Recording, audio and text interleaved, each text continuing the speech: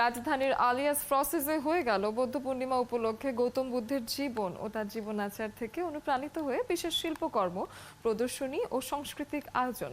জীবনে নির্বাণ অনুসন্ধান বাংলার বুদ্ধ শিরোনামে এই প্রদর্শনীতে ছিল ভাস্কর্য, মৃৎশিল্প, চিত্রকর্ম, ছাপচিত্র সহ নানা ধরনের শিল্পকর্ম। বাংলাদেশ ও ভারতের ৪২ শিল্পীর ৭১টি শিল্পকর্ম স্থান পেয়েছে এই প্রদর্শনীতে। প্রদর্শনীর আয়োজন করে প্রাচ্য চিত্রকলা অনুশীলন সংঘ। প্রদর্শনী নিয়ে কথা বলেছেন চিত্রশিল্পী মলয় বালা।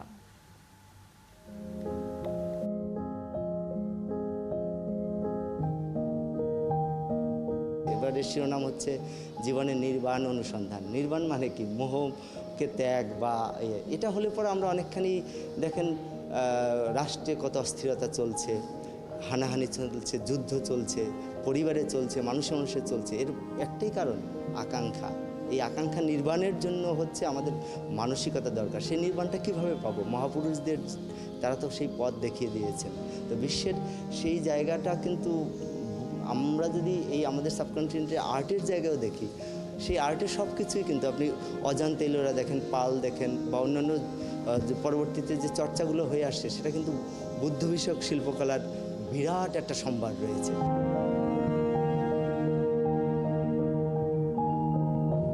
প্রাচ্য চিত্রকলা তো আমাদের দেশীয় চিত্রকলা, আমাদের যে হাজার বছরের বা তারও বেশি সেই সিন্ধু সভ্যতা থেকে বর্তমান অবধি, এবং আমাদের সাবকন্টিনেন্ট জুড়ে যেসব ট্রেডিশনাল পেন্টিংগুলো রয়েছে বা ধারাগুলো রয়েছে, বৈশিষ্ট্যগুলো রয়েছে, মূল ভাবনা রয়েছে, সেগুলো নানাভাবে আপনি পাবেন। ইভেন আমার পিছনে রয়েছে যে নগর আর্টের, অর্থাৎ রিক্সা পেন্টিং কিংবা হচ্ছে সিনেমা ব্যানার পেন্টার, ওরাও ওনাদের কাজ করছেন। এখানে ভাস্কর্য রয়েছে, প্রিন্ট রয়েছে, তালপাতার কাজ রয়েছে। সব জায়গায় হচ্ছে বুদ্ধকে নিয়ে এবং বুদ্ধের বিষয় কেন্দ্রিক, তার জীবনের বিভিন্ন ঘটনাবলী। বুদ্ধের যে বাণীগুলো রয়েছেন, যেটা মানুষকে মানুষ হতে আরও সহায়তা করে, সেই বাণীগুলো নিয়ে আমরা ক্যালিগ্রাফিতে রূপান্তর করেছি, যেটা মূল ইনস্টলেশনের মতো মাঝখানে দেওয়া হয়েছে।